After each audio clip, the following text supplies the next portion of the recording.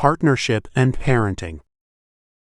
Our journey toward transcendent humanity is as much an expression of love as it is an avoidance of crisis. Our embrace of the single truth and the relational universe transforms our understanding of being and meaning, not our desire to bond with others.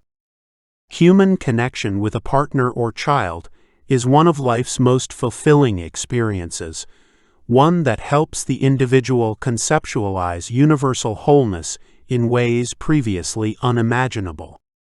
Presently, we inhabit moments where concepts of partnership and parenting vary greatly across regions and meaning philosophies.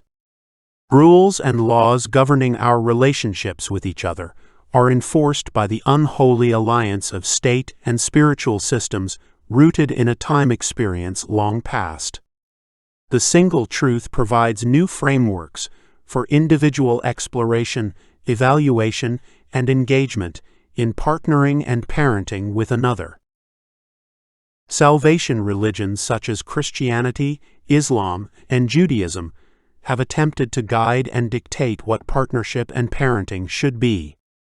Written during a time experience of high child mortality and comparably low knowledge, they provide frameworks for relationships that are inadequate to meet the needs of dynamic humanity in the immediate present. The salvation religions project hierarchy into romantic and parental relationships through the subjugation of women and children to the will and whim of the father. To this day, these texts are used to deny individuals access to education and resources based on biological sex. In some instances, this oppression occurs through direct bans enforced by violence. In others, it is a pervasive propaganda preserved through closed information ecosystems and government partnerships. The placement of one below another in a romantic relationship is antithetical to the value systems we embrace to align ourselves with the single truth. Our understanding of the relational universe translates to a rejection of all spiritual, legal, and philosophical reasoning that prioritizes one individual over another in the bonding of partnership. Coupling in the form of a lifetime bond with another has taken many forms throughout human history.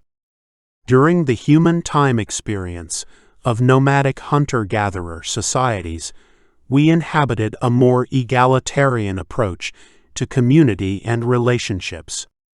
Sexual relations were not restricted to a single partner, and children were thought to be everyone's. This polyamorous structure of society helped strengthen group cohesion, which was extremely important given the dangerous and uncertain world. It also prevented the decimation of the child whose father was killed in a hunt or skirmish.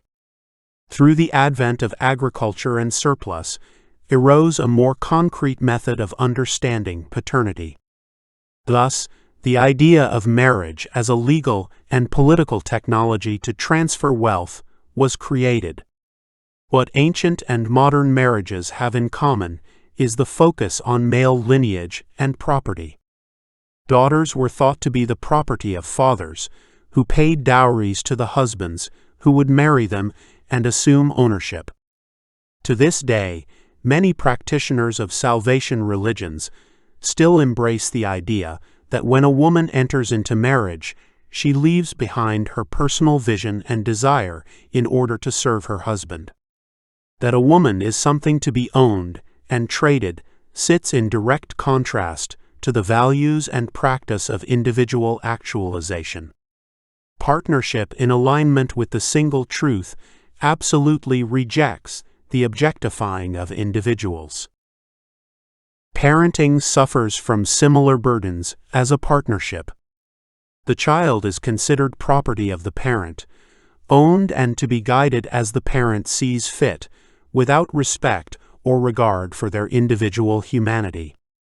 We struggle with how much divinity to bestow upon the child, recognizing that they are both sacred in their time experience, but unable to direct their flow with the same degree of control as their adult counterparts.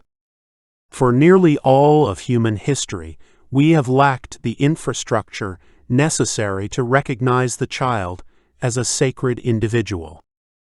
Parental dominion of the direction of their lives is both expected and prioritized, with few, if any, alternatives available for escaping harmful circumstances. Beyond parental influence, birth lottery, and individual time experience have ensured that each child becomes an adult forced to assume the shape society required. The total potential of their prophetic powers was determined well before they entered the world. Now we enter an era of alternatives, yet the child remains bound to a universe that doesn't consider them fully human and deserving until an arbitrary age they have no say in choosing. We find ourselves inhabiting a time experience where the philosophies governing the relationship between parent and child have produced generations of traumatized individuals. Meaning and value systems prioritizing obedience and dogma lack focus on the love, security, and guidance necessary to lay the foundation for individual actualization. Today, the compounding of this trauma is evident. Youth depression has been consistently growing since 2005. Many parents are ill-equipped to navigate the changing nature of time in their personal lives, let alone develop frameworks of success for their children. Public institutions no longer provide the pathways to security they once did, further binding the child to the circumstances of their birth lottery. When we consider the relationship between parent and child through the lens of the single truth and the relational universe, we do so without the intent of claiming a best method of parenting. Our objective is not to homogenize the development of individuals.